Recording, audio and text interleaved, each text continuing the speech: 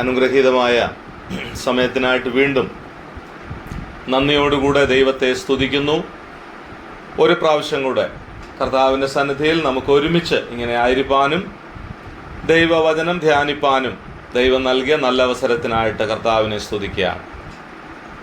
ഒരു വിഷയത്തോട് ബന്ധപ്പെട്ടാണ് കഴിഞ്ഞ 4 ക്ലാസ്സുകളിൽ നാം ചിന്തിച്ചുകൊണ്ടിരുന്നത്. തീത്തോസ് 2-ാം അധ്യായം 7-ാം വാക്യത്തെ ആധാരമാക്കി സകലത്തിലും നിന്നെ തന്നെ മാതൃകയാക്കുക എന്ന വിഷയത്തോട് ബന്ധപ്പെട്ടാണ്. സകലത്തിലും നിന്നെ തന്നെ മാതൃകയാക്കി കാണിക്കുക എന്ന വിഷയത്തെ ആധാരമാക്കിയാണ് നാം ദൈവവചനം ചിന്തിച്ചുകൊണ്ടിരുന്നത്. സകലവും എന്ന് പറയുമ്പോൾ എല്ലാ കാര്യത്തിലും ദൈവമക്കളായ നാം മാതൃകയായിരിക്കണം എന്ന് നാം ചിന്തിക്കുകയുണ്ടായി. അതോട് ചേർന്ന് ചില കാര്യങ്ങൾ നാം ചിന്തിച്ചു. നമ്മുടെ നടപ്പിൽ നാം മാതൃകയായിരിക്കണം. ഒന്നാമതായി നാം ചിന്തിച്ചത് ദൈവത്തിന് വിരോധമായി നടക്കരുത്, കൽപ്പന ലംഘിക്കരുത്, ചട്ടങ്ങൾ മറികടക്കരുത്, ദൈവത്തെ നിരസിക്കരുത്, ദൈവത്തെ പരീക്ഷിക്കരുത് എന്നൊക്കെ ആ വിഷയത്തോട് ബന്ധപ്പെട്ട് നാം ചിന്തിക്കുകയുണ്ടായി. അതിനുശേഷം നാം ചിന്തിച്ചു ഇരുട്ടിൽ നടക്കരുത്. ഇരുട്ടിൽ നടക്കുക എന്ന് പറയുമ്പോൾ അറിവില്ലാതെ ബോധമില്ലാതെ നടക്കാനിടയാകരുത്, ദൈവിക പരിജ്ഞാനത്തിൽ നാം ആയിരിക്കണമെന്നുള്ളത് ചിന്തിപ്പാനിടയായി. അതോട് ചേർന്ന് നാം വീണ്ടും ചിന്തിച്ചത് നിഗളിച്ച് നടക്കരുത്. നിഗളികളെ ദൈവം സഹായിക്കയില്ല, ദൈവം എതിർക്കുന്നു, നിഗളികളെ ദൈവം താഴ്ത്തും എന്നൊക്കെയുള്ള കാര്യങ്ങൾ നാം അതിനോട് ബന്ധപ്പെട്ട് ചിന്തിക്കുകയുണ്ടായി. നിഗളിച്ച് നടക്കരുത്. അതിനുശേഷം നാം ചിന്തിച്ചത് ശേഷം മനുഷ്യരെ പോലെ നടക്കരുത്. കൊരിന്ത്യ സഭയോട് ബന്ധപ്പെട്ടും അവരുടെ പോരായ്മകളെ ചൂണ്ടിക്കാണിച്ച് നാം ചിന്തിക്കുകയുണ്ടായി.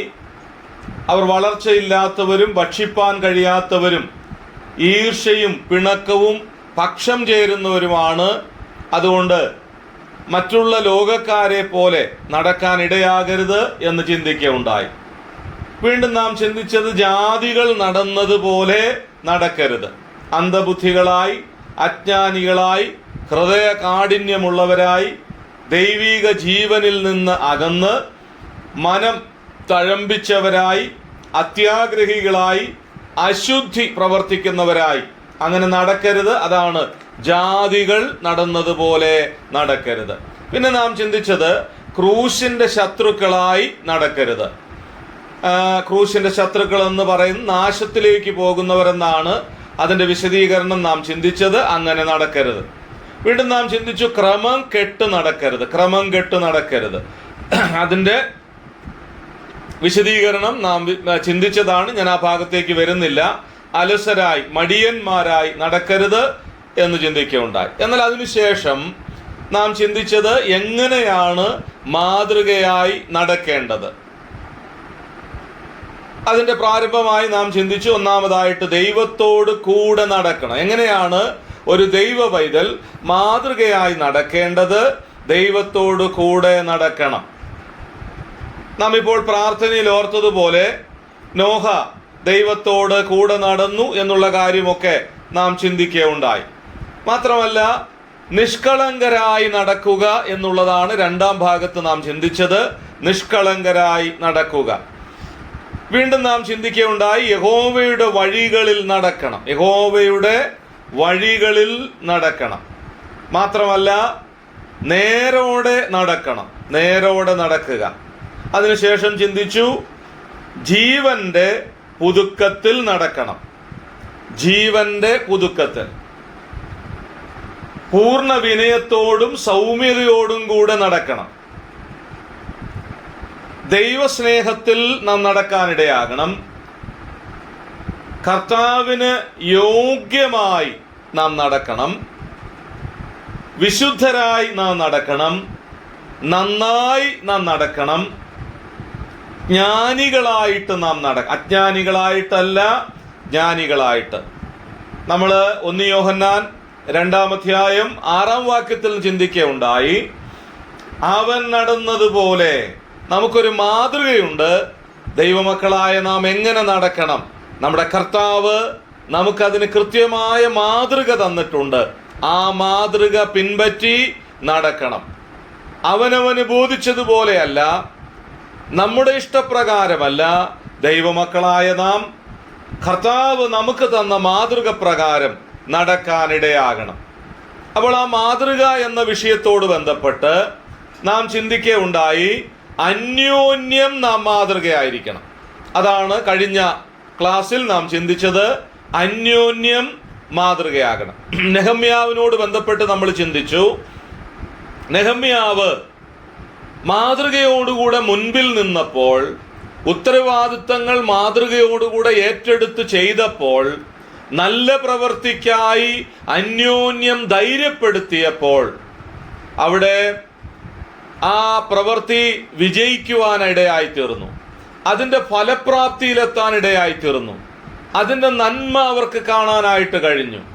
യെരുശലേമിൻ്റെ മതിൽ പൊളിഞ്ഞു കിടക്കുന്നത് കണ്ട് തൻ്റെ ഹൃദയത്തിലെ ഭാരം താൻ ദൈവസന്നിധിയിൽ പകർന്നത് ദൈവം അംഗീകരിച്ചു. അത് കണ്ട് തൻ്റെ മാതൃക പ്രകാരമുള്ള നേതൃത്വത്തെ ദൈവം ആദരിച്ചതുകൊണ്ട് അതിൻ്റെ ഫലം കണ്ടു എന്നാണ് നാം വായിച്ചത്. മാത്രമല്ല, നാം അവസാനമായി ചിന്തിച്ചത്, എല്ലാവരും അവർ ഒരുമിച്ച് നിന്നതുകൊണ്ട് അത് വളരെ കൃത്യമായി അത് അതിൻ്റെ പൂർത്തീകരണത്തിലെത്തുവാനായിട്ട് ഇടയായിത്തീർന്നു. അതിനോട് ചേർന്ന് ചിന്തിച്ചത്, അന്യോന്യം മാതൃകയായിരിക്കണം, കൂടാതെ അന്യോന്യം സമാധാനമായിരിക്കണം. നിങ്ങൾ ക്രിസ്തുവിനുള്ളവരാണ്, അതുകൊണ്ട് നാം അന്യോന്യം മാതൃകയോടുകൂടെ മുമ്പോട്ട് പോകണമെന്നുള്ളത് ചിന്തിപ്പാനിടയായി തീർന്നു. നമ്മൾ ചിന്തിച്ച് നിർത്തിയത് റോമാലേഖനം 14-ാം അധ്യായത്തിൻ്റെ 19-ാം വാക്യമാണ്. ആകയാൽ നാം സമാധാനത്തിനും അന്യോന്യം ആത്മീക വർധനയ്ക്കുമുള്ളതിന് ശ്രമിച്ചുകൊള്ളുക. അപ്പോൾ അന്യോന്യം മാതൃകയായിരിക്കണം, മാത്രമല്ല അന്യോന്യം ആത്മീക വർധന വരുത്തണം.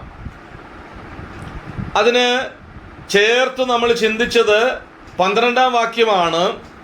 ആകയാൽ നമ്മിൽ ഓരോരുത്തൻ ദൈവത്തോട് കണക്ക് ബോധിപ്പിക്കേണ്ടി വരും. അപ്പോൾ അന്യോന്യം ആത്മീക വർധന വരുത്തുക എന്നുള്ളത് ദൈവമക്കളായ നമ്മുടെ ഉത്തരവാദിത്വമാണ്. അന്യോന്യം ആത്മീക നന്മയ്ക്ക് വേണ്ടിയുള്ളത് ചെയ്യാനിടയാകണം.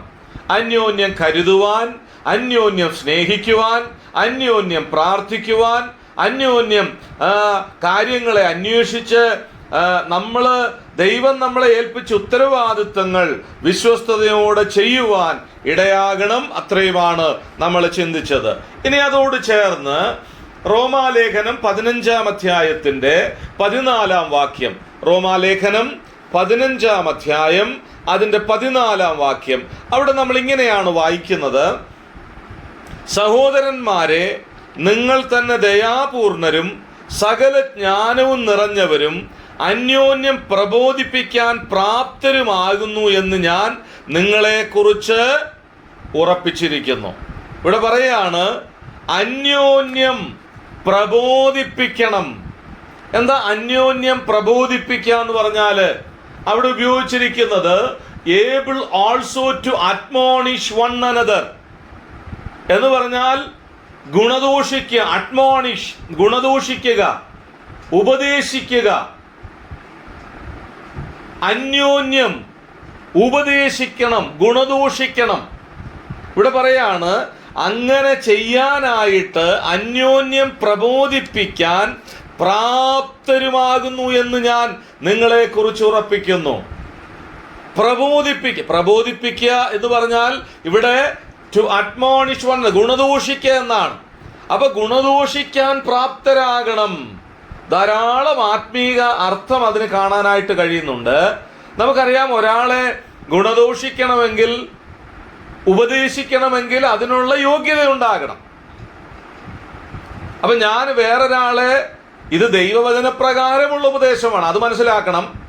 എന്തെങ്കിലും പറഞ്ഞുള്ള ഉപദേശമല്ല, ദൈവവചനപ്രകാരമുള്ള ആത്മീക വളർച്ചയ്ക്ക് വേണ്ടിയുള്ള കാര്യമാണ് നാം ചിന്തിക്കേണ്ടത്, അന്യോന്യമുള്ള ആത്മീക വർധനയ്ക്കായിട്ട്. അപ്പൊ അന്യോന്യം ആത്മീക വർധന വരുത്തണമെങ്കിൽ ഗുണദോഷിക്കണം, പ്രബോധിപ്പിക്കണം. അപ്പൊ ഞാൻ ഗുണദൂഷിക്കണമെങ്കിൽ ഞാൻ യോഗ്യനായിരിക്കണം. മാത്രമല്ല എനിക്ക് അതിനെക്കുറിച്ചുള്ള പരിജ്ഞാനം, അറിവ് ഉണ്ടായിരിക്കണം. ഞാൻ വേറൊരാളോട് പറയണമെങ്കിൽ എനിക്ക് പ്രാപ്തരാകണം എന്നുള്ള വാക്ക് അവിടെ. പ്രാപ്തി, എന്താ ഈ പ്രാപ്തി എന്ന് പറഞ്ഞാൽ? യോഗ്യത എന്നാണ് മനസ്സിലാക്കാൻ കഴിയുന്നത്. അപ്പൊ ഞാൻ മറ്റൊരാളെ ദൈവീകമായ നിലയിൽ ഉപദേശിപ്പാൻ പ്രാപ്തനാകണം. അത് ആത്മീക വളർച്ചയുടെ ഒരു ലക്ഷണമാണ്. നമുക്കറിയാം, ഇപ്പം എല്ലാവർക്കും ഉപദേശിക്കാൻ ഭയങ്കര ഇഷ്ടമാണ്. പക്ഷെ ഉപദേശം സ്വീകരിക്കാൻ ആർക്കും ഇഷ്ടമല്ല. എല്ലാവർക്കും പ്രസംഗിക്കാൻ ഇഷ്ടമാണ്, പക്ഷേ പ്രസംഗം കേൾക്കാൻ, അംഗീകരിക്കാൻ, അനുസരിക്കാൻ ഇഷ്ടമല്ല. അപ്പോൾ ഒരാൾ ഗുണദൂഷിക്കുമ്പോൾ അതെൻ്റെ ആത്മീക നന്മയ്ക്കാണെന്ന് കരുതണം. ഞാൻ ഒന്നുകൂടെ ചേർത്ത് പറഞ്ഞാൽ, ഞാൻ ദൈവവചനത്തിന് മുൻപിലിരിക്കുമ്പോൾ, ദൈവവചനം ഒരു ദൈവദാസൻ ദൈവത്തിൻ്റെ ആത്മാവിൽ ശുശ്രൂഷിക്കുമ്പോൾ, കർത്താവേ ഇതെന്നെ ഗുണദൂഷിക്കുകയാണ്, എന്നെ ഉപദേശിക്കുകയാണ്, എൻ്റെ ആത്മീക വർധനയ്ക്ക് ഇത് കാരണമാകണം. പക്ഷെ ഇപ്പോഴെന്താ ചെയ്യുന്നത്? നമ്മൾ പലപ്പോഴും പലതിനും മാർക്കിട്ട് പോവുക. പ്രസംഗങ്ങൾക്ക് മാർക്കിടാനും, അല്ലെ ആ പ്രസംഗത്തിന്റെ ചില കാര്യങ്ങൾ എടുത്ത് അത് മാത്രം നാം ചർച്ച ചെയ്യാനും ഒക്കെയുള്ള നിലവാരത്തിൽ നമുക്ക് ഗുണദോഷം ഇഷ്ടമല്ല, ഉപദേശം ഇഷ്ടമല്ല. എന്നാൽ ഇവിടെ പറയുകയാണ്, ആത്മീകമായി വളരണമെങ്കിൽ, അന്യോന്യം ആത്മീകമായി പ്രാപ്തരാകണമെങ്കിൽ ഗുണദോഷിക്കുകയും ഗുണദോഷം സ്വീകരിക്കുകയും ചെയ്യണം. അത് കേൾക്കാനിടയാകണം. പറയുന്ന ആളതിനുള്ള യോഗ്യത ഉണ്ടാകണം. കേൾക്കുന്ന അത് അംഗീകരിക്കാൻ തയ്യാറാകണം. ഇവിടെ പറയാം, അന്യോന്യം പ്രബോധിപ്പിക്കണം, ആത്മീക ഉപദേശിക്കുകയും ഉപദേശം സ്വീകരിക്കുകയും ചെയ്യണം. എത്ര വലിയ കാര്യമാണ് നമ്മുടെ ആത്മീക വളർച്ചയ്ക്ക് വേണ്ടി ദൈവവചനം നമ്മെ ഓർപ്പിക്കുന്നത്. അപ്പൊ നമ്മുടെ ആത്മീക വർധന അത് മുഖാന്തരം പരിശോധിക്കാനിടയാകും ദൈവവചനം കേൾക്കുമ്പോൾ.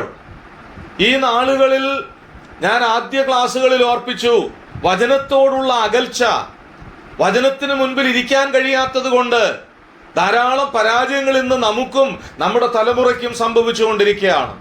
എന്നാൽ ചേർത്ത് പറയട്ടെ, ദൈവവചനം സ്വീകരിക്കാൻ മനസ്സില്ലാത്തത് കൊണ്ട്, ഗുണദോഷം, ഉപദേശം ഏറ്റെടുക്കാൻ, കേൾക്കാൻ താല്പര്യമില്ലാത്തത് കൊണ്ട് പലതും നമുക്ക് പ്രയോജനപ്പെടുന്നില്ല.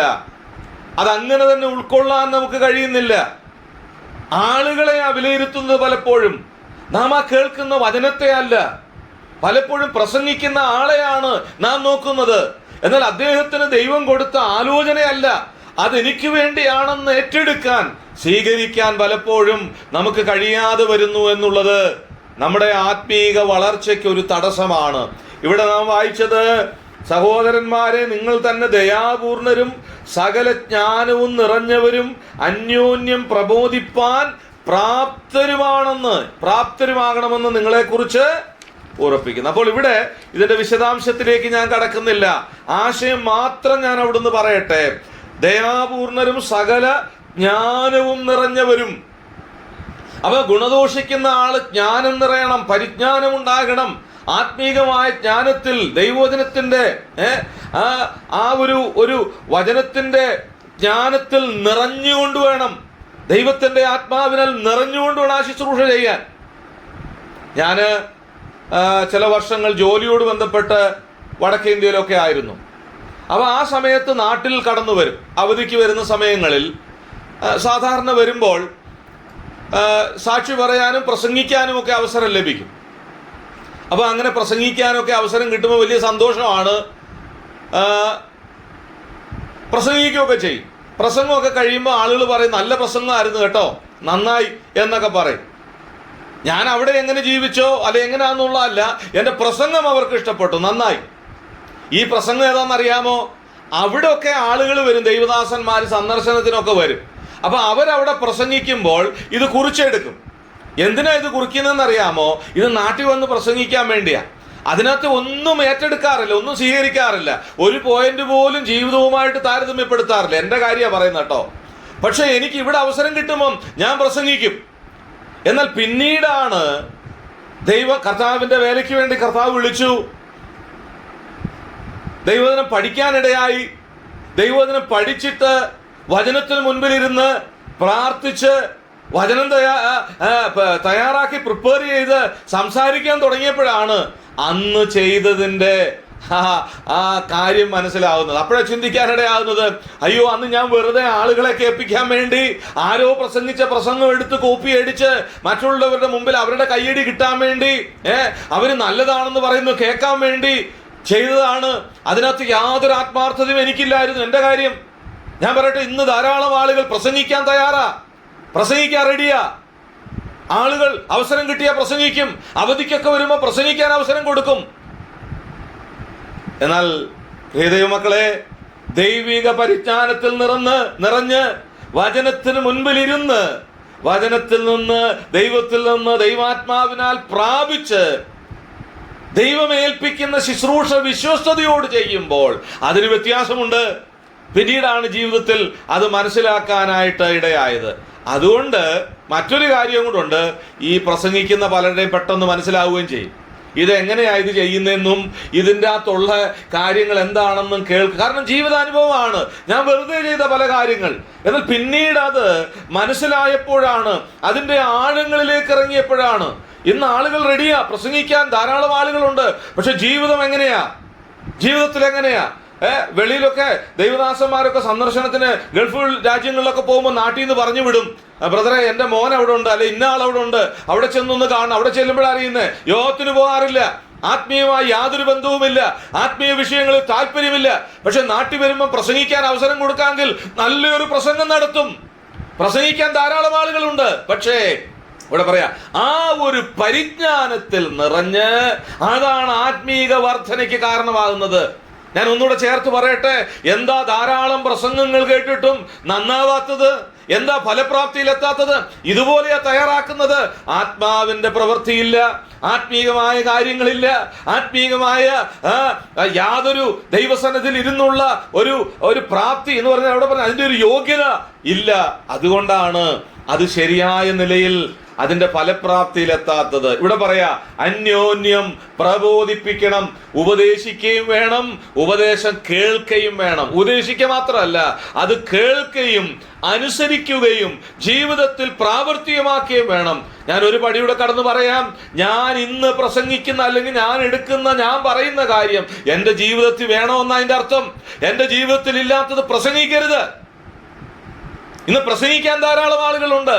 പക്ഷെ ഇവിടെ പറയാണ്, അന്യോന്യം ആത്മീക വർധനയ്ക്ക്, ആത്മീകമായ പരിജ്ഞാനത്തിൽ നിറഞ്ഞ് വചനത്തിന് മുൻപിൽ നിറഞ്ഞ്. അതുകൊണ്ടാണ് ദൈവദാസന്മാരായ ഞങ്ങൾക്ക് പലരും ഇത് ലാഘവത്തോടെ ആളുകൾ കാണുമ്പോൾ കേൾക്കുമ്പോൾ ഇതിന്റെ മുമ്പിൽ ഒരു താല്പര്യമില്ലായിരിക്കുമ്പോൾ ഹൃദയത്തിൽ വേദന ഉണ്ടാകുന്ന കാരണം, രാത്രിയിൽ ചില സമയങ്ങളിലൊക്കെ വെളുക്കുവോളം രാത്രി മുഴുവൻ ഇരുന്ന് പ്രാർത്ഥിച്ച് ദൈവസന്നിധിയിൽ കണ്ണുനീരൊഴുക്കിയ ഇതൊക്കെ ചെയ്യുന്നത്. വളരെ അല്ലെങ്കിൽ ഇതിന്റെ ആ ഫലപ്രാപ്തിയിൽ ഇത് എത്തത്തില്ല. വെറുതെ എന്തെങ്കിലും പറയല്ല. ദൈവം ഏൽപ്പിക്കുന്ന ഓരോ കാര്യങ്ങൾക്കും അതിന് വലിയ വലിയ പ്രാധാന്യമുണ്ട്, അതിനൊരു മഹത്വമുണ്ട്.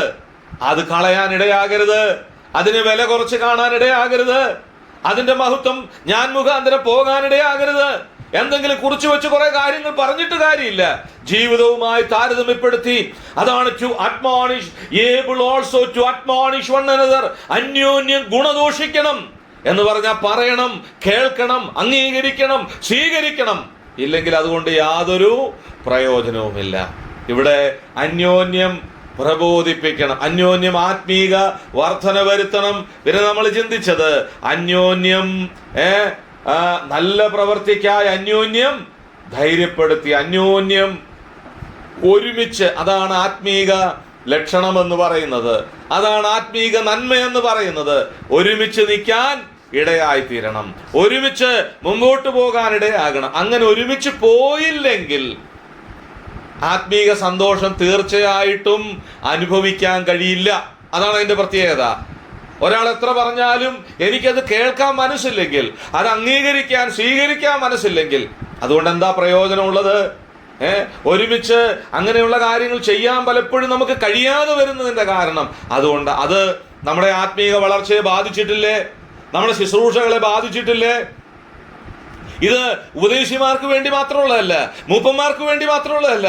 എല്ലാവരും ഒരുപോലെ ആത്മീക വർധനയ്ക്ക് വേണ്ടി വിശ്വാസികളായ, ദൈവമേൽപ്പിച്ച ശുശ്രൂഷകൾ ചെയ്യുന്നവരായ ദൈവദാസന്മാരായ, മൂപ്പന്മാരായ, ശുശ്രൂഷകന്മാരായ എല്ലാവരും ഈ ഗുണദോഷം സ്വീകരിക്കണം. എല്ലാവരും സ്വീകരിക്കണം. ഞാൻ പറയുന്നത് മാത്രം എല്ലാവരും കേൾക്കണമെന്നല്ല, ഞാൻ സ്വീകരിക്കണം. അതാണ് ആത്മീക വർധനയുടെ ലക്ഷണമെന്ന് പറയുന്നത്. വളരെ പ്രാധാന്യമുള്ളൊരു വിഷയമാണത്. ഒരുമിച്ച് അങ്ങനെയാ. നമുക്കറിയാം, 1-ാം നൂറ്റാണ്ടില് സഭയുടെ കാര്യങ്ങളൊക്കെ വായിക്കുമ്പോൾ ധാരാളം കാര്യങ്ങൾ നമുക്ക് കാണാൻ കഴിയുന്നുണ്ട്. അപ്പോസ്തലപ്രവൃത്തി 9-ാം അധ്യായത്തിൽ തൊട്ട് അങ്ങോട്ട് ശൗലിന്റെ മാനസാന്തരം, അത് കഴിഞ്ഞിട്ട് ആ ശൗലിനെ പരിചയപ്പെടുത്താനായിട്ട് ഒരു ദൈവദാസൻ പരിചയപ്പെടുത്താൻ കൊണ്ടുപോയി. അപ്പോസ്തലന്മാരടുത്ത് ഇന്ന ആളാണ്, കാരണം അതിനൊരാൾ നിന്നു. പിന്നെ അത് കഴിഞ്ഞിട്ട് പിന്നീട് നമ്മൾ വായിക്കുന്നുണ്ട്, യാത്ര ചെയ്ത് ദൈവവചനം അറിയിക്കാൻ ഒരാള്, വീട്ടിൽ താമസിപ്പിക്കാൻ ഒരാള്, ആത്മീയമായി പ്രോത്സാഹനം ചെയ്യാൻ ഒരാള്, നല്ല പ്രവൃത്തി ചെയ്യുന്ന സഭീതയെക്കുറിച്ച് നമ്മൾ കാണുന്നുണ്ട്. അങ്ങനെ പിന്നീട് വായിക്കുമ്പോൾ സഭയുടെ ആരംഭ കാലഘട്ടത്തിൽ പ്രോത്സാഹിപ്പിക്കുന്ന, കൂടെ കൊണ്ടു നടക്കുന്ന, പരിചയപ്പെടുത്തുന്ന, വീട്ടിൽ താമസിപ്പിക്കുന്ന, നല്ല വാക്ക് പറഞ്ഞ് കൂടെ പോകുന്ന, അല്ലെങ്കിൽ മറ്റുള്ളിടത്ത് യാത്ര ചെയ്ത് ആത്മീയമായ കാര്യങ്ങളെ ഉപദേശിക്കുന്ന, പ്രസംഗിക്കുന്ന ആളുകൾ, അങ്ങനെ ഒരു കൂട്ടം ആളുകൾ ഒരുമിച്ച് നിന്നപ്പോൾ, ഒരുമിച്ച് പ്രവർത്തിച്ചപ്പോൾ, ഒരുമിച്ച് ഒരേ ഭാരത്തോടുകൂടെ മുമ്പോട്ട് പോയപ്പോൾ പിന്നീട് വായിച്ചു നോക്കണം, അവിടെ പറഞ്ഞിട്ടുണ്ട്, ഇങ്ങനെ സഭകൾ പെരുകി, ഇങ്ങനെ സഭകൾ വളർന്നു. എങ്ങനെ? ഒരുമിച്ച് നിന്നപ്പോ. കൂടെ കൊണ്ടുവന്ന വലിയൊരു ശുശ്രൂഷയാണോ? ആന്നേ. ദൈവദാസന്മാരെ വീട്ടിൽ താമസിക്കുന്നത് ആന്നേ. അന്നത്തെ പരിമിതികളുടെ നടുവിൽ അവരതൊക്കെ ചെയ്തപ്പോഴാണ് ആത്മീകമായ വർധന ഉണ്ടായത്, സഭകൾ വർദ്ധിച്ചത്, വിശ്വാസികൾ പെരുകിയത്, ആളുകൾ വിശ്വാസത്തിലേക്ക് വന്നത്. അങ്ങനെ അന്യോന്യം ചെയ്തപ്പോഴാണ് നമുക്കറിയാം സഭകളുടെ വർധന പിന്നീടുണ്ടായത്. ഈ ദൈവദാസന്മാരൊക്കെ വരുമ്പോൾ അവരെ കാണണമെന്ന് ആഗ്രഹിക്കുന്ന ഒരു കൂട്ടം ആളുകൾ. ഞാൻ ആ വാക്യങ്ങളിലേക്കൊന്നും പോകുന്നില്ല. പൗലോസിനെയും അതുപോലെ മറ്റ് ദൈവദാസന്മാരെയും കാണാൻ കൊതിച്ചിരിക്കുന്ന വിശ്വാസികൾ. അന്ന് വലിയ വാർത്താ സംവിധാനങ്ങളൊന്നുമില്ല, മൊബൈലൊന്നുമില്ല, എന്നിട്ടും യാത്ര ചെയ്യാനൊരു സംവിധാനമില്ല, എന്നിട്ടും അവർക്ക് ആഗ്രഹമാണ്. അപ്പോസ്തലൻ പറയാണ്, എനിക്ക് നിങ്ങളെ വന്ന് കാണണമെന്ന് ആഗ്രഹമുണ്ട്. കാണാൻ കൊതിക്കുന്ന ദൈവമക്കൾ. ഇന്ന് എവിടെയാ നമ്മൾ എത്തി നിൽക്കുന്നത്? സൗകര്യങ്ങളുണ്ട്, സാഹചര്യങ്ങളുണ്ട്, നമുക്കെല്ലാം ഉണ്ട്. എന്തിനാ കുറവുള്ളത്? വാഹനങ്ങൾ ഇഷ്ടം പോലുണ്ട്, പക്ഷെ യോഗത്തിന് പോകുന്നില്ല, കൂടിവരവുകൾക്ക് പോകുന്നില്ല, പ്രാർത്ഥനയ്ക്ക് സംബന്ധിക്കുന്നില്ല, ബൈബിൾ ക്ലാസ്സിന് സംബന്ധിക്കുന്നില്ല. എന്താ കാരണം? ആത്മീക വർധന ആഗ്രഹിക്കുന്നില്ല. അതാ നമ്മുടെ പരാജയം. ഞാൻ തയ്യാറല്ല, എനിക്കെല്ലാം ഉണ്ട്. നമ്മള് വെളിപ്പാട് പുസ്തകത്തിൽ വായിക്കുന്നുണ്ട് അങ്ങനെ ഒരു സഭയെക്കുറിച്ച്. എനിക്കൊരു കുറവുമില്ല, എല്ലാം ഉണ്ട്. അവസാനം ചരിത്രത്തിൽ പോലും ഇല്ല, ആ സഭയില്ല, പേര് മാത്രം. ഇങ്ങനെയല്ലേ നമുക്ക് സംഭവിക്കുന്നത്? അന്യോന്യമുള്ള ആത്മീക വർധനയ്ക്ക് വേണ്ടി 1-ാം നൂറ്റാണ്ടിൽ എളിയവരായ, സാധാരണക്കാരായ, പാവപ്പെട്ടവരായ ദൈവമക്കൾ, സഹോദരന്മാരും സഹോദരിമാരും നമുക്കറിയാം. പൗലോസ് ചില സഹോദരിമാരുടെ പേരെടുത്ത് പറഞ്ഞിട്ടുണ്ട്. എന്തിനാ അവരുടെ പേര് പറഞ്ഞത്? അവർ സഹോദരന്മാരോട് ചേർന്ന് ദൈവിക ശുശ്രൂഷയ്ക്ക് പങ്കാളിത്തം വഹിച്ചു. അങ്ങനെ ശുശ്രൂഷയ്ക്ക് പങ്കാളിത്തം വഹിച്ച സഹോദരിമാരുടെ ശുശ്രൂഷ സഭയിൽ എന്താണെന്നൊക്കെ ഉള്ളത് കൃത്യമായി പഠിപ്പിച്ചിട്ടുണ്ട്. പോരാ, എന്നാലും അവിടെ അവരുടെ പേരെടുത്ത് അവരെ പ്രശംസിച്ചിട്ടുണ്ട്. കാരണം അവർ ഈ ആത്മീക വർധനയ്ക്ക് വേണ്ട, സുവിശേഷ വേലയ്ക്ക് വേണ്ട, ആത്മീയമായ കാര്യങ്ങൾക്ക് വേണ്ട കാര്യങ്ങളിൽ കൂടെ നിന്നതുകൊണ്ട് സഭകൾ വർദ്ധിച്ചു, ആളുകൾ വിശ്വാസത്തിലേക്ക് വന്നു. എനിക്ക് തോന്നുന്നില്ല ഇനി ഈ വിഷയം ആദ്യം വിശദീകരിക്കണമെന്ന്. എന്തുകൊണ്ടാണ് ഇന്ന് ആളുകൾ വരാത്തത്? എന്താ ഇന്ന് സഭകൾ വർദ്ധിക്കാത്തത്? സഭ വർദ്ധിക്കുന്നുണ്ട്, പിണങ്ങിപ്പോയി വർദ്ധിക്കുന്നുണ്ട്. അല്ല, പുതിയ ആളുകൾ വരാത്തത് എന്താ? ഇവിടെ പറയാ, ആ ഒരു പ്രാപ്തി, ആത്മീകമായ, അല്ലെ, ദയാ സകല ജ്ഞാനവും നിറഞ്ഞുള്ള പ്രാപ്തി, അത് ആവശ്യമാണ്. അങ്ങനെ വരുമ്പോൾ, അന്യോന്യം ആത്മീയ വർധനയ്ക്ക് വേണ്ടി എന്റെ ഉത്തരവാദിത്തം ഞാൻ വിശ്വസ്തയോടുകൂടി ചെയ്യുമ്പോൾ തീർച്ചയായിട്ടും ആളുകൾ വരും. തീർച്ചയായിട്ടും അനുഗ്രഹിക്കപ്പെട്ട ശുശ്രൂഷകൾ നടക്കും. ദൈവം അതിന് നമുക്ക് കൃപ നൽകട്ടെ. ദൈവം അതിന് നമ്മളെ സഹായിക്കട്ടെ. നമുക്കും ഇവിടെ നാം വായിച്ചതുപോലെ അന്യോന്യം പ്രബോധിപ്പിച്ച്, ഉപദേശം പറഞ്ഞും, ഉപദേശം പഠിപ്പിച്ചും, ഉപദേശം കേട്ടും, ഗുണദോഷിച്ചും, ഗുണദോഷം സ്വീകരിച്ചും നാം മുമ്പോട്ട് പോകാൻ തയ്യാറാണെങ്കിൽ ഇനിയും നമുക്ക് ആത്മീയമായി വളരാൻ കഴിയും. നമുക്ക് ആ സകലത്തിലും മാതൃകയായിരിക്കാൻ കഴിയും. ആത്മീയമായ ആ പ്രാപ്തിയിലെത്താനിടയാകും. ആത്മീയമായ ആ പരിജ്ഞാനത്തിലെത്താനിടയാകും. അങ്ങനെ എത്തുവാൻ ദൈവം നമുക്ക് കൃപ നൽകട്ടെ. അടുത്ത ആശയത്തിലേക്ക് ഞാൻ വരട്ടെ.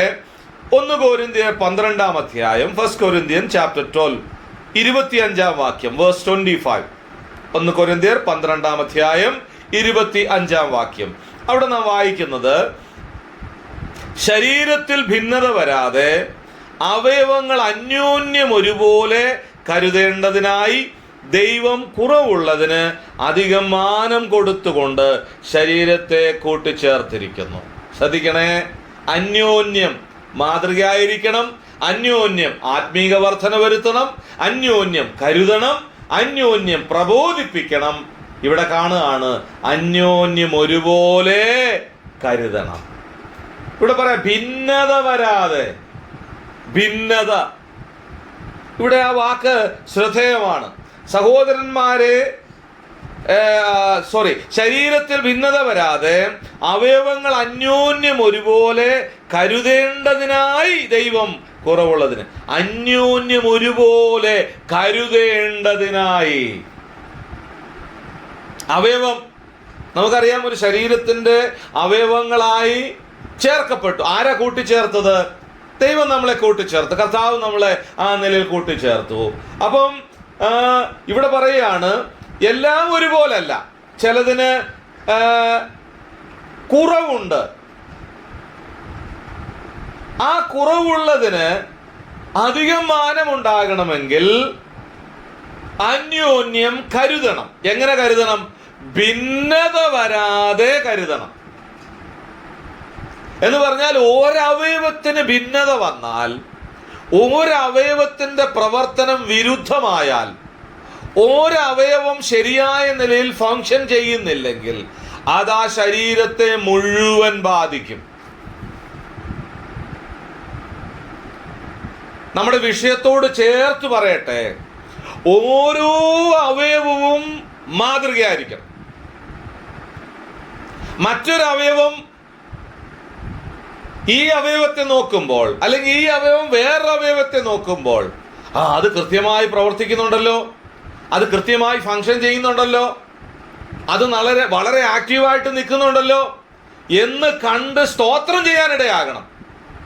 അതേസമയം അത് വിരുദ്ധമായി പ്രവർത്തിക്കുന്നത് കണ്ട്, അയ്യോ ഇത് ശരിയല്ലല്ലോ, ഈ അവയവം വർക്ക് ചെയ്യുന്നില്ലല്ലോ, ഇത് ഓപ്പോസിറ്റ് ആണല്ലോ വർക്ക് ചെയ്യുന്നത്, ശരിയായല്ലോ ഫങ്ഷൻ ചെയ്യുന്നത് എന്ന് കണ്ട് ഒരു ഭിന്നതയ്ക്കിടയാകരുത്. ഇതൊക്കെ ധാരാളം അറിഞ്ഞിട്ടുള്ള, കേട്ടിട്ടുള്ള, മനസ്സിലാക്കിയിട്ടുള്ള കാര്യങ്ങളാണ്. എന്നാൽ വിഷയത്തോട് ബന്ധപ്പെട്ട് പറയട്ടെ, സകലത്തിലും മാതൃകയാകണം. ദൈവം നമ്മളെ കൂട്ടിച്ചേർത്ത് ശരീരത്തിന്റെ അവയവങ്ങളായി ഒരുമിച്ച് ഒരു നല്ല പ്രവൃത്തിക്ക് വേണ്ടി ഒരു സംവിധാനമായി ക്രമീകരിച്ചിരിക്കുക. ഒരു ശരീരം കൃത്യമായി അതിന്റെ പ്രവൃത്തി ചെയ്ത് പൂർത്തീകരണത്തിലെത്തണമെങ്കിൽ ഓരോ അവയവത്തിനും അതിൻ്റെതായ ഉത്തരവാദിത്വമുണ്ട്. ഒരുവനാൽ ഒരുവൻ ഒടുങ്ങിപ്പോകാനിടയാകരുത്. അന്യോന്യം കരുതുവാൻ, സ്നേഹിക്കാൻ. ഇവിടെ പറഞ്ഞിരിക്കുന്നത് എന്താ? ഒരുപോലെ കരുതേണ്ടതിനായി ദൈവം കുറവുള്ളതിനധികം മാനം കൊടുത്തിട്ടുണ്ട്. ഈ ദൈവത്തിന്റെ മുൻപിൽ എല്ലാ അവയവവും ഒരുപോലെ. ദൈവം എല്ലാത്തെയും മനസ്സിലാക്കി അതിൻ്റെതായ ജോലി കൊടുത്തിട്ടുണ്ട്, അതിൻ്റെതായ ഉത്തരവാദിത്വം കൊടുത്തിട്ടുണ്ട്, അതിൻ്റെതായ സ്ഥാനത്ത് അതിനെ വെച്ചിട്ടുണ്ട്. അത് മനസ്സിലാക്കണം. നമുക്കറിയാം, കണ്ണ് ഇരിക്കേണ്ടടുത്ത് കണ്ണ്, ചെവി ഇരിക്കേണ്ടടുത്ത് ചെവി, മൂക്ക് ഇരിക്കേണ്ടടുത്ത് മൂക്ക്, കൈയുടെ സ്ഥാനത്ത് കൈ. അവ കൃത്യമായി യോജിപ്പിച്ച ദൈവം ഇരിക്കേണ്ട സ്ഥാനത്ത് ഉറപ്പിച്ച് പ്രത്യേകമായ ദൈവീക പദ്ധതി പ്രകാരം, ദൈവത്തിന്റെ ആലോചന പ്രകാരം, ദൈവസഭയുടെ സംവിധാനത്തിൽ ആ കെട്ടിയടച്ച തോട്ടത്തിന്റെ ഉള്ളിൽ മനോഹരമായി യോജിപ്പിച്ചു വെച്ചിരിക്കുകയാണ് നമ്മളെ. എന്നാൽ എൻ്റെ പ്രവൃത്തി എങ്ങനെയാ? ഞാൻ കൃത്യമായി വർക്ക് ചെയ്യുന്നുണ്ടോ? കൃത്യമായി ഫങ്ഷൻ ചെയ്യുന്നുണ്ടോ? പ്രവൃത്തി ഉത്സാഹത്തോടെ പൂർത്തീകരിക്കുന്നുണ്ടോ? ഉത്തരവാദിത്വം കൃത്യമായി ചെയ്യുന്നുണ്ടോ? വളരെ പരിശോധിക്കേണ്ട ഒരു കാര്യമാണിത്. ഇവിടെ ഭിന്നത വരാതെ എൻ്റെ പ്രവൃത്തി ശ്രദ്ധിക്കണേ. എന്റെ പ്രവൃത്തി, എന്റെ ഉത്തരവാദിത്വം മറ്റൊരാൾക്ക് ദോഷം ചെയ്യാനല്ല, അല്ല അല്ല ഗുണം ചെയ്യാനാ. അതാ എന്റെ അർത്ഥം. എന്റെ വാക്കുകൾ, എന്റെ പ്രവൃത്തി, എന്റെ ഇടപാടുകൾ, എന്റെ സംസാരം മറ്റൊരാൾക്ക് ദോഷം ചെയ്യാനല്ല, പിന്നെന്താ? മറ്റൊരാൾക്ക് ഗുണം ചെയ്യാനാ. ഇവിടെ പറയാ, അന്യോന്യം ഒരുപോലെ കരുതണം, ഭിന്നത വരാതെ, അഭിപ്രായ വ്യത്യാസം വരാതെ ഒരുമിച്ച് നിൽക്കണം. പറയുമ്പോ നമ്മൾ പറയും, ഒരപ്പന്റെ മക്കൾ, ഒരപ്പത്തിന്റെ അംശികൾ, ഒന്നിച്ചാരാധിക്കുന്നവർ, ഒരു ശരീരത്തിന്റെ അവയവം, ഒരു കെട്ടിടത്തിന്റെ ഭാഗം എന്നൊക്കെ പറഞ്ഞ് ധാരാളം കാര്യങ്ങൾ വിശദീകരിക്കാറുണ്ട്. എന്നാൽ എൻ്റെ ഉത്തരവാദിത്വം ഞാൻ കൃത്യമായി നിർവഹിക്കുന്നുണ്ടോ, നിറവേറ്റുന്നുണ്ടോ? ഞാൻ അങ്ങനെയാണോ പ്രവർത്തിക്കുന്നത്? എൻ്റെ വാക്കുകൊണ്ട് ആർക്കെങ്കിലും ദോഷമുണ്ടോ? എൻ്റെ പ്രവൃത്തി കൊണ്ട് ആരെങ്കിലും വേദനിപ്പിക്കുന്നുണ്ടോ? മറ്റുള്ളവരുടെ ആത്മീക വളർച്ചയ്ക്ക് ഞാൻ ഗുണമാണോ അതോ ഒരു തടസ്സമാണോ?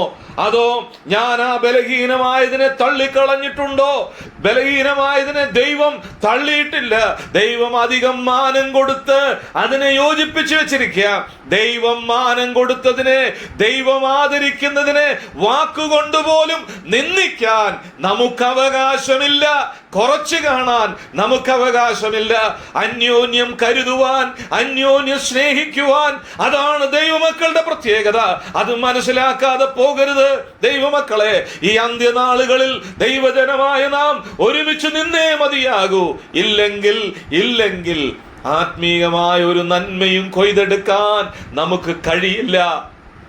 ഒരാൾ ഇങ്ങോട്ട്, ഒരാൾ മറ്റൊരിടത്തേക്ക്, മറ്റൊരാൾ വേറൊരാശയം. ഇങ്ങനെ അല്ല ദൈവസഭയുടെ ക്രമീകരണം ദൈവം ചെയ്തിരിക്കുന്നത്. ഒരു ശരീരത്തിൽ, ഒരു ശിരസിന്റെ കീഴിൽ, ഒരു തലയുടെ കീഴിൽ ദൈവം യോജിപ്പിച്ചു വെച്ചിരിക്കുക.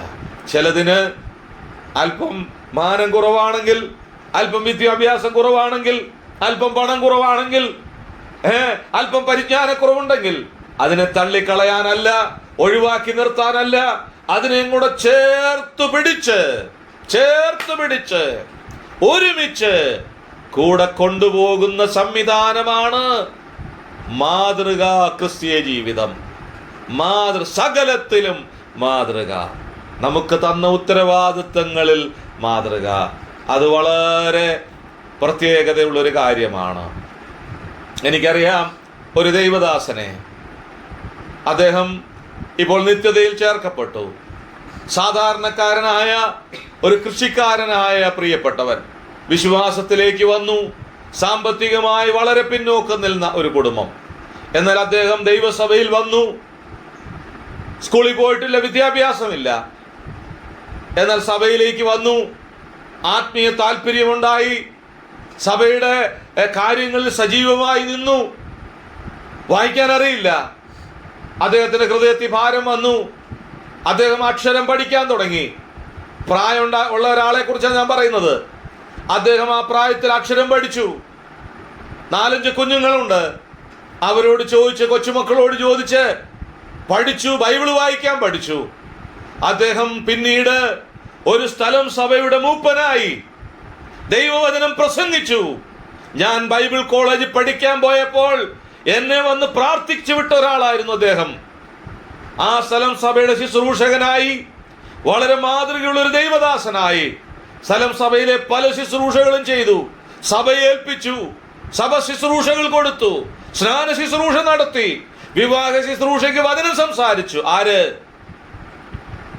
വിദ്യാഭ്യാസമില്ലാത്ത കൃഷിക്കാരനായ സാധാരണക്കാരനായ. ഞാൻ വിശ്വസിക്കുന്നത് അദ്ദേഹം അത്രത്തോളം ആത്മീയ വർധന വന്ന് ഒരു സഭയുടെ ശുശ്രൂഷകനായി, മൂപ്പനായി ഇതൊക്കെ ചെയ്യാൻ ആ സഭ ഒരുമിച്ച് നിന്നതുകൊണ്ടാണെന്നാണ് ഞാൻ പൂർണ്ണമായി വിശ്വസിക്കുന്നത്. അദ്ദേഹത്തെ കരുതിയ, അദ്ദേഹത്തെ സ്നേഹിച്ച, അദ്ദേഹത്തിന്റെ ശുശ്രൂഷ ആഗ്രഹിച്ച, അദ്ദേഹത്തിന്റെ ആത്മീകം നല്ലതെന്ന് മനസ്സിലാക്കിയ ഒരു കൂട്ടം ദൈവജനം ഒരുമിച്ച് പ്രോത്സാഹിച്ചപ്പോൾ ആ ദൈവദാസൻ ഏറ്റവും അനുഗ്രഹിക്കപ്പെട്ട ഒരു ശുശ്രൂഷ നിർവഹിച്ചു. ഇന്ന് അദ്ദേഹം നിത്യതയിൽ വിശ്രമിക്കുകയാണ്. ഞാൻ അദ്ദേഹത്തിന്റെ വീടിന്റെ മുമ്പിൽ കൂടെ പലപ്പോഴും നടന്നു പോകുമ്പോൾ വായിച്ചുകൊണ്ടിരിക്കുക. ഞാൻ അവിടെ കയറി സംസാരിക്കും. ഞാൻ അതിശയിച്ചിട്ടുണ്ട്. അനേക ദൈവദാസന്മാരുടെ പുസ്തകങ്ങൾ വെച്ചിങ്ങനെ വായിക്കുക, ഞാൻ അതിശയിച്ച് കണ്ണു നിറഞ്ഞിട്ടുണ്ട് പലപ്പോഴും. കാരണം സ്കൂളിൽ പോകാത്ത, വിദ്യാഭ്യാസമില്ലാത്ത മനുഷ്യൻ ആത്മീകത്തിന് വേണ്ടി മാത്രം അക്ഷരം പഠിച്ച് അത്രത്തോളം പരിജ്ഞാനത്തിലെത്തി ഒരു ദൈവദാസനാ. ഞാൻ പറയുമ്പോൾ ചാണ്ടപ്പുളിച്ചാനൊക്കെ അറിയാം. വയനാട്ടിലെ തങ്കച്ചാനെ കുറിച്ചാണ് ഞാൻ പറയുന്നത്. ഞാൻ കണ്ടു വളർന്ന അദ്ദേഹത്തെ. ഞാൻ പറയട്ടെ പ്രിയപ്പെട്ടവരെ, ദൈവം മാനം കൊടുക്കുന്നതിന്, ദൈവം കൊണ്ടുവരുന്നതിന്, ദൈവം യോജിപ്പിക്കുന്നതിന്, ദൈവം കൂട്ടിച്ചേർത്തതിന് മാനം കുറവെന്ന് പറഞ്ഞ് തള്ളിക്കളയാൻ നമുക്ക് അവകാശമില്ല. നമുക്ക് ഉത്തരവാദിത്തമുണ്ട്. അന്യോന്യം ആത്മീക വർധന വരുത്തണം. അങ്ങനെ കരുതി മുമ്പോട്ട് പോകുമ്പോൾ കുറവുള്ളതിനധികം മാനം കൊടുത്തുകൊണ്ട് ശരീരത്തെ കൂട്ടിച്ചേർത്തിരിക്കുന്നു. ഞാൻ ആ ഭാഗം അത്രയും പറഞ്ഞു വിടട്ടെ. അന്യോന്യം ഒരുപോലെ കരുതണം. ഭിന്നത വരാതെ. ഞാൻ ഭയത്തോടെ അത്രയും പറയട്ടെ. ഞാൻ ദൈവസഭയുടെ വളർച്ചയ്ക്ക്, മറ്റുള്ള സഹോദരന്മാരുടെ ആത്മീക നന്മയ്ക്ക് ഞാനൊരു തടസ്സമാകരുതേ. എൻ്റെ വാക്കുകൊണ്ടുപോലും അങ്ങനെ ഒരു തടസ്സം സൃഷ്ടിപ്പാൻ ഇടയാകരുത്. ദൈവസഭയിലാണെങ്കിലും ദൈവിക ശുശ്രൂഷകളിലാണെങ്കിലും നമുക്കറിയാം, ധാരാളം ആളുകൾ പുറകിലേക്ക് പോയിട്ടുണ്ട്, ധാരാളം ആളുകൾ മൗനമായിരിക്കുന്നുണ്ട്. അതിനാരാ കാരണക്കാര്? പരിശോധിക്കുക. ഞാനാണോ? അങ്ങനെ ഇടയാകരുത്. ദൈവമാണ് നമ്മളെ ചേർത്തത്, ദൈവമാണ് നമ്മളെ കൂട്ടിച്ചേർത്തത്, ദൈവമാണ് നമുക്ക് ശുശ്രൂഷ തന്നത്.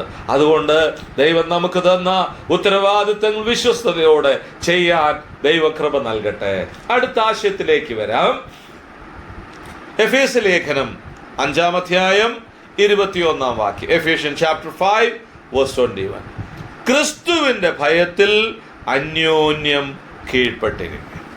ക്രിസ്തുവിന്റെ ഭയത്തിൽ അന്യോന്യം കീഴ്പ്പെട്ടെ. ഇവിടെ കീഴ്പ്പെടുക എന്ന് പറഞ്ഞാൽ അനുസരണം എന്നുള്ളതാണ്. അപ്പൊ കർത്താവിനെ അനുസരിക്കുന്ന ഒരാൾ, ദൈവത്തെ ഭയപ്പെടുന്ന ഒരാൾ കീഴ്പ്പെട്ടിരിക്കും. അത്രയുള്ള അതിന്റെ ആശയം. ഒത്തിരി വിശദീകരിക്കൊന്നും വേണ്ട.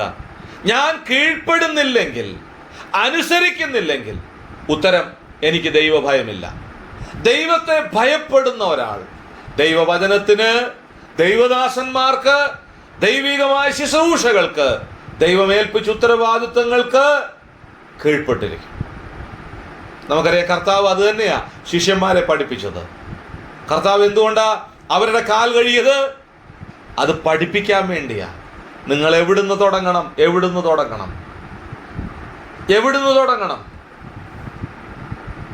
കർത്താവ് അതാ പഠിപ്പിക്കുന്നത്. നമുക്ക് താഴേന്ന് തുടങ്ങാൻ നമുക്ക് ഇഷ്ടമല്ല, താഴേന്ന് തുടങ്ങാൻ നമുക്ക് താല്പര്യമില്ല. നമുക്ക് മേളിന്നേ തുടങ്ങണം. മേളിന്ന് കുറഞ്ഞതൊന്നും നമ്മൾ പിടിക്കുകയല്ല, ഏറ്റവും മേളിന്ന്. ഞാൻ ബൈബിൾ കോളേജുകളിലൊക്കെ പഠിപ്പിക്കുന്ന ഒരാളാണ്. ദൈവദാസന്മാർക്കൊക്കെ ഞാൻ ധാരാളം ക്ലാസ്സുകൾ കേട്ട് പഠിച്ച ആൾ, അതുകൊണ്ട് പഠിപ്പിക്കാനും പോകാറുണ്ട്. ഞാൻ പലപ്പോഴും പറയാറുണ്ട്, ഇന്ന് ബൈബിൾ കോളേജുകളില്ലാഞ്ഞിട്ടല്ല, ഇന്ന് താഴേന്ന് പോകാൻ ആർക്കും തയ്യാറല്ല. എല്ലാ ക്രമീകരണങ്ങളും ചെയ്തിട്ടേ വേലക്കിറങ്ങുള്ളൂ. ഞാൻ വിമർശിക്കുകയല്ല, എല്ലാ ക്രമീകരണങ്ങളും, താമസിക്കാനുള്ള വീടും ജീവിക്കാനുള്ള ചുറ്റുപാടും ഫണ്ടുകളും ക്രമീകരണങ്ങളും ഒക്കെ ചെയ്തിട്ടേ വേലക്കിറങ്ങുള്ളൂ. ഒരു ബുദ്ധിമുട്ടുണ്ടാകാൻ പാടില്ല. ഏറ്റവും നല്ല നിലയിൽ ഒരു ഫലം ഉണ്ടാകത്തില്ല. കീഴ്പ്പെട്ടിരിപ്പാൻ, അന്യോന്യം കീഴ്പ്പെടണമെന്ന് പറയുന്നുണ്ട്. ദൈവത്തിന് കീഴ്പ്പെടുന്ന ഒരാൾക്ക് അന്യോന്യം കീഴ്പ്പെടാനായിട്ട് കഴിയുള്ളൂ. ദൈവത്തെ അനുസരിക്കുന്ന ഒരാൾക്ക് അനുസരണ സ്വഭാവം ഉണ്ടാകത്തുള്ളൂ. ഇന്ന് ശുശ്രൂഷാ രംഗങ്ങളിൽ വളരെ പ്രയോജനപ്പെടുന്ന ദൈവദാസന്മാരുടെ ചരിത്രം ഒന്ന് പഠിച്ചു നോക്ക്. കഴിഞ്ഞ കാലങ്ങളിൽ പ്രയോജനപ്പെട്ടിട്ടുള്ള ദൈവദാസന്മാരുടെ ചരിത്രം ഒന്ന് പഠിച്ചു നോക്ക്. ശൂന്യതയിൽ നിന്ന് വട്ടപൂജ്യത്തിൽ നിന്ന് കാലെടുത്ത് വെച്ച് കയറി എതിർപ്പുകളും പ്രയാസങ്ങളും ഭാരങ്ങളും പട്ടിണിയും ബുദ്ധിമുട്ടും ഒക്കെ അനുഭവിച്ചിട്ടാണ് അവർ കർത്താവിന്റെ വേലയിൽ വർദ്ധിച്ചു വന്നത്. അങ്ങനെയാ സംവിധാനം. അതാ ദൈവം ചെയ്യുന്നത്, അതാ ദൈവം ആഗ്രഹിക്കുന്നത്. ഞാനിത് പറയുമ്പോൾ ചേർത്ത് പറയട്ടെ, ഇന്ന് സ്ഥലം സഭകൾക്ക് പോലും കീഴ്പ്പെടാൻ മനസ്സില്ലാത്ത വേദപണ്ഡിതന്മാരെ കൊണ്ട് നിറഞ്ഞിരിക്കുക. അതല്ല ദൈവം ആഗ്രഹിക്കുന്നത്. സഭകൾക്ക്, ശുശ്രൂഷയ്ക്ക് അന്യോന്യം കീഴ്പ്പെട്ട് ശുശ്രൂഷ ചെയ്യുമ്പോഴാണ് ദൈവം ആദരിക്കുന്നത്. ഇവിടെ പറയാ, അന്യോന്യം കീഴ്പ്പെട്ട് ക്രിസ്തുവിന്റെ ഭയത്തിൽ. ദൈവമുള്ളവർക്കാണ് കീഴ്പ്പെടാനായിട്ട് കഴിയുന്നത്. അപ്പൊ ദൈവത്തെ ഭയപ്പെടുമ്പോൾ താഴേന്ന് തുടങ്ങുന്നേ എന്തും ഏറ്റെടുക്കാൻ തയ്യാറാകും. ദൈവകൃപ നൽകട്ടെ. അങ്ങനെ ദൈവം ആഗ്രഹിക്കുന്നത്. ഞാനിങ്ങനെ പറയട്ടെ, ദൈവം നമ്മളെ ഒരു ശുശ്രൂഷ ഏൽപ്പിക്കുകയാണെങ്കിൽ ആദ്യം ആവശ്യം താഴ്മയാണ്. ഞാനൊരു സുവിശേഷകനാണെങ്കിൽ എനിക്ക് ആദ്യം ആവശ്യം താഴ്മയാണ്. ഞാനൊരു മൂപ്പനാണെങ്കിൽ എനിക്ക് ആദ്യം ആവശ്യം താഴ്മയാണ്. ഞാനൊരു ശുശ്രൂഷകനാണെങ്കിൽ എനിക്ക് ആദ്യം ആവശ്യം താഴ്മയാണ്. അതില്ലെങ്കിൽ എൻ്റെ ശുശ്രൂഷ പ്രയോജനപ്പെടത്തില്ല. എനിക്ക് താഴ്മയില്ലെങ്കിൽ, താഴാൻ മനസ്സില്ലെങ്കിൽ, വിനയപ്പെടാൻ മനസ്സില്ലെങ്കിൽ, അനുസരിക്കാൻ മനസ്സില്ലെങ്കിൽ, കീഴ്പ്പെടാൻ മനസ്സില്ലെങ്കിൽ ഒരു പ്രയോജനമില്ല. എൻ്റെ യോഗ്യതയോ, എൻ്റെ പണമോ, എൻ്റെ കുടുംബ പാരമ്പര്യമോ, എൻ്റെ വിദ്യാഭ്യാസമോ, എൻ്റെ ഡിഗ്രികളോ ഇതൊന്നും ദൈവത്തിന് വേണ്ട. ദൈവത്തിന് വേണ്ടത് ഞാൻ കീഴ്പ്പെടുമ്പോൾ, ഞാൻ അനുസരിക്കുമ്പോൾ, ദൈവസന്നിധിയിൽ വിനയപ്പെടുമ്പോൾ ദൈവം എന്നെ ഉയർത്തും. എൻ്റെ ശുശ്രൂഷ പ്രയോജനപ്പെടും. ദൈവം സഹായിക്കട്ടെ. അന്യോന്യം, അതാണ് ആത്മീയത്തിൻ്റെ ലക്ഷണം. അങ്ങനെ ഓരോരുത്തരും തീരുമാനിക്കുമ്പോൾ പ്രശ്നങ്ങൾ എവിടെ ഉണ്ടാവുന്നത്? ഞാൻ കീഴ്പ്പെടുമ്പോൾ, ഞാൻ താഴാൻ തയ്യാറാകുമ്പോൾ അവിടെ പ്രശ്നം പരിഹരിച്ചു. എന്താ പ്രശ്നം പരിഹരിക്കാത്തത്? മനസ്സില്ല കീഴ്പ്പെടാൻ, മനസ്സില്ല താഴാൻ, മനസ്സില്ല അനുസരിക്കാൻ. ഞാൻ എന്തിനാ അനുസരിക്കുന്നത്? ഞാൻ തെറ്റൊന്നും ചെയ്തിട്ടില്ലല്ലോ, ഞാൻ എന്തിനാ അനുസരിക്കുന്നത്? അയ്യോ, ആ മനോഭാവം തെറ്റാ. ഞാൻ കീഴ്പ്പെടുമ്പോൾ അന്യോന്യം, അതാണ് മാതൃക. അങ്ങനെയുള്ള മാതൃകയാണ് സകലത്തിലും മാതൃകയാകണം. ഞാൻ കീഴ്പ്പെടുമ്പോൾ, അനുസരിക്കുമ്പോൾ മാതൃകയാണ്. നാം വായിക്കുന്നത്, നമ്മുടെ കർത്താവ് തന്നെത്താൻ താഴ്ത്തി അനുസരണമുള്ളവനായി, ക്രൂശിലെ മരണത്തോളം അനുസരണമുള്ളവനായി. നമ്മളെ രക്ഷിക്കാൻ വേണ്ടി ഈ താണഭൂമിയിലേക്ക് വന്ന് തന്നെത്താൻ താഴ്ത്തി ക്രൂശിലെ മരണത്തോളം അനുസരണമുള്ളവനായി. ആ കർത്താവ് വരിച്ച താഴ്മയുടെ മാതൃക നാം അനുവർത്തിക്കുമ്പോൾ അന്യോന്യം മാതൃകയായിരിക്കാൻ നമുക്ക് കഴിയും. സകലത്തിലും മാതൃകയാകാൻ കഴിയും. അപ്പോസ്തലനായ പൗലോസ് പൗരത്വം, ഇരട്ട പൗരത്വം, അധികാരമുണ്ട്, ധാരാളം ജ്ഞാനം അദ്ദേഹത്തിനുണ്ട്. പക്ഷേ ശുശ്രൂഷയ്ക്ക് വരുമ്പോൾ ശുശ്രൂഷയോട് ബന്ധപ്പെട്ട് തൻ്റെ അധികാരമോ, തൻ്റെ പരിജ്ഞാനമോ, തൻ്റെ അറിവുകളോ ഒന്നും താൻ ഉപയോഗിച്ചിട്ടില്ല. പൗലോസ് പറഞ്ഞു, ഞാൻ ഏറ്റവും എളിയവൻ, ഞാൻ ചെറിയവൻ, അപ്പോസ്തലന്മാരിൽ ഞാൻ ഏറ്റവും ചെറിയവൻ, പാപികളിൽ ഞാൻ ഒന്നാമൻ, ഞാൻ ഒന്നുമില്ല. അതുകൊണ്ടല്ലേ ആ ദൈവദാസനെ ദൈവം ആദരിച്ചത്. ലോകം കണ്ട ഏറ്റവും അനുഗ്രഹീതനായ മിഷണറിയായി അപ്പോസ്തലനായ പൗലോസ് മാറിയതിന്റെ പിന്നിൽ കാരണം എന്താണെന്നറിയാമോ? ദൈവം എന്നെ വിശ്വസ്തനെന്ന് എണ്ണി ശുശ്രൂഷയ്ക്കാക്കിയത് കൊണ്ട് ഞാൻ അവനെ സ്തുതിക്കുന്നു. കർത്താവിന് താൻ സ്തോത്രം ചെയ്യുക. ദൈവം എന്നെ എണ്ണി. എന്തുകൊണ്ടാണ് എണ്ണിയത്? യോഗ്യത കണ്ടുകൊണ്ടാണോ? അല്ല, ദൈവം തൻ്റെ ആ എളിമ കണ്ടു. ദൈവസന്നിധിയിൽ താണു. അപ്പോസ്തലന്മാരിൽ താൻ ഏറ്റവും വലിയവനെന്ന് പറയാം. യോഗ്യതകളുണ്ട്, തനിക്ക് ധാരാളം കാര്യങ്ങൾ അവകാശപ്പെടാനുണ്ട്. ഒന്നും ഒരവകാശവാദവും ആ ദൈവദാസൻ ഉന്നയിച്ചിട്ടില്ല. താഴ്ത്തി അന്യോന്യം അന്യോന്യം ക്രിസ്തുവിൻ്റെ ഭയത്തിൽ കീഴ്പ്പെട്ടിരിക്കുമ്പോൾ മാതൃകയായിരിക്കാൻ കഴിയും. നമുക്ക് ഈ നാളുകളിൽ ദൈവസന്നിധി താഴാം. മറ്റുള്ളവരെ നമ്മളെക്കാൾ ശ്രേഷ്ഠരെന്ന് നമുക്ക് എണ്ണാം. മറ്റുള്ളവരുടെ മുമ്പിൽ കർത്താവേ ഞാനൊന്നുമില്ല, എനിക്കെന്താ അവകാശപ്പെടാനുള്ളത് എന്ന് വിചാരിച്ച് ഞാൻ താഴുമ്പോൾ, വിനയപ്പെടുമ്പോൾ എല്ലാ പ്രശ്നങ്ങളും അവിടെ തീരും. ദൈവനാമം മഹത്വപ്പെടാൻ ഇടയാകും. ഞാൻ ഈ വിഷയം ഇവിടെ അവസാനിപ്പിക്കണമല്ലോ. 1-2 വാക്യങ്ങളൂടെ വളരെ പെട്ടെന്ന്. എഫേസ്യ ലേഖനം 4-ാം അധ്യായം 32-ാം വാക്യം. നിങ്ങൾ തമ്മിൽ ദയയും മനസ്സലിവുമുള്ളവരായി ദൈവം ക്രിസ്തുവിൽ നിങ്ങളോട് ക്ഷമിച്ചതുപോലെ, ദൈവം ക്രിസ്തുവിൽ നിങ്ങളോട് ക്ഷമിച്ചതുപോലെ അന്യോന്യം ക്ഷമിപ്പീൻ. ഞാൻ ആ പറഞ്ഞ വിഷയത്തോട് ചേർത്ത് പറയട്ടെ, അന്യോന്യം കീഴ്പ്പെട്ടിരിക്കണം. ഇവിടെ പറയാം, മാതൃകയുടെ അടുത്ത ലക്ഷണമാ അന്യോന്യം ക്ഷമിക്കണം. ഇവിടെ പറഞ്ഞു, നിങ്ങൾ തമ്മിൽ ദയയും മനസ്സലിവുമുള്ളവരായി ദൈവം ക്രിസ്തുവിൽ നിങ്ങളോട് ക്ഷമിച്ചതുപോലെ അന്യോന്യം. നമ്മളോട് ദൈവം ക്ഷമിച്ചത് ക്ഷമിക്കപ്പെടാനുള്ള തെറ്റുകളല്ല നമുക്കുണ്ടായിരുന്നത്, എങ്കിലും ദൈവം നമ്മളോട് ക്ഷമിച്ചു. എത്ര വലിയ തെറ്റുകളാണ് നമ്മുടെ!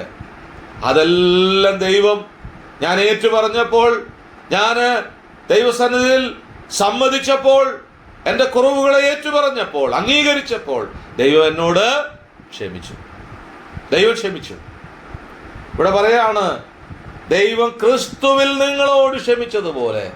കർത്താവായ യേശു ക്രിസ്തു ഈ താണലോകത്തിലേക്ക് വന്ന് പാപികളായ ദോഷികളായ നമ്മുടെ സകല പാപത്തെയും ഏറ്റെടുത്ത് പാപക്ഷമ നമുക്ക് നൽകി. കാൽവരിയിലെ ക്രൂശിൽ നമ്മുടെ പാപത്തിന് പരിഹാരം വരുത്തുവാൻ നമുക്ക് വേണ്ടി ഒരു അകൃത്യമായി തീർന്ന കർത്താവ് നമ്മുടെ മുഴുവൻ പാപങ്ങളെയും ക്ഷമിച്ചു. നമ്മുടെ ഒറ്റ വാക്ക്, കർത്താവേ എന്നോട് ക്ഷമിക്കണമേ എന്ന് ഞാൻ പറഞ്ഞപ്പോൾ എൻ്റെ കർത്താവ് ക്ഷമിച്ചു. എന്നാൽ നമ്മളോ?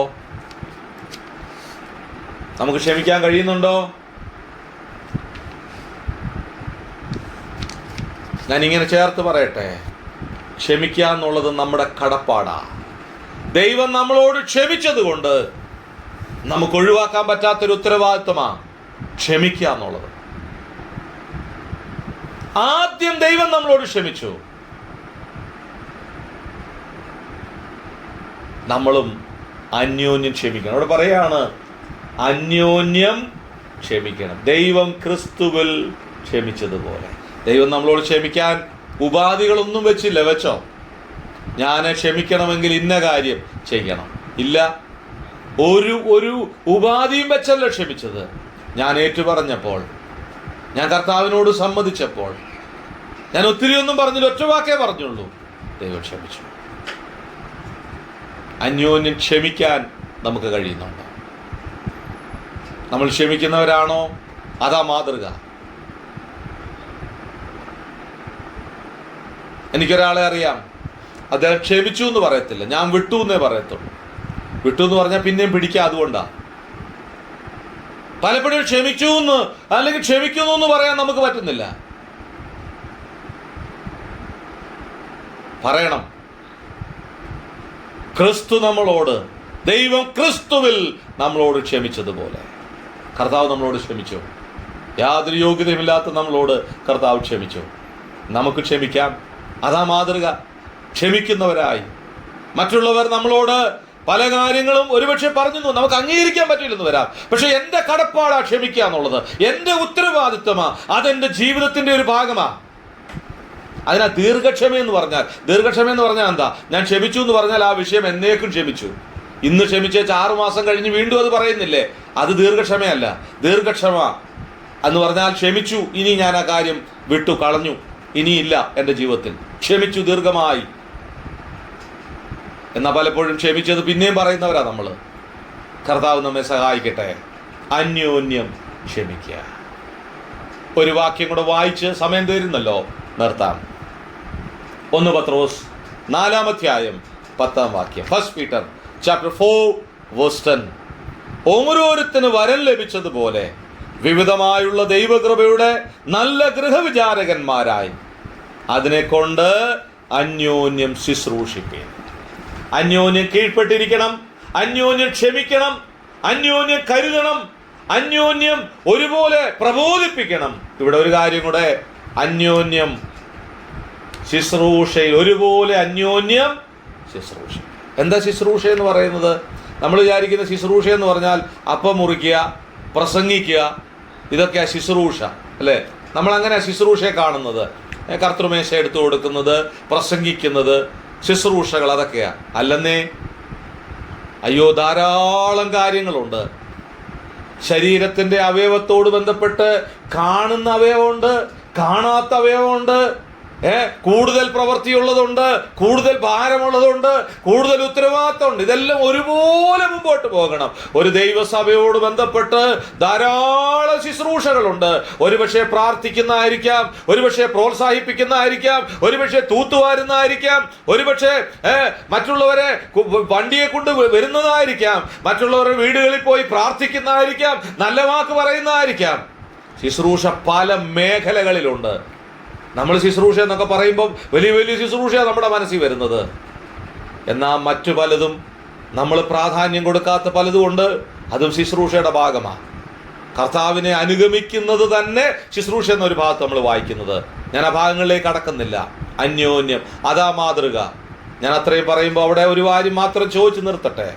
എൻ്റെ ശുശ്രൂഷ ഞാൻ വിശ്വസ്തയോടുകൂടെ ചെയ്യുന്നുണ്ട്. ഓരോരുത്തന് വരം ലഭിച്ചതുപോലെ വിവിധങ്ങളായുള്ള ദൈവകൃപയുടെ നല്ല ഗ്രഹവിചാരകന്മാരായി എന്തിനെ കൊണ്ട് ദൈവം തന്ന ദൈവകൃപയുടെ ആ കൃപാവരത്തെ കൊണ്ട് പൊതുപ്രയോജനത്തിനായി അത് പ്രയോജനപ്പെടുത്തി ജ്വലിപ്പിക്കുമ്പോഴാണ്, ഉപയോഗിക്കുമ്പോഴാണ് അന്യോന്യം ശുശ്രൂഷിപ്പാൻ കഴിയുന്നത്.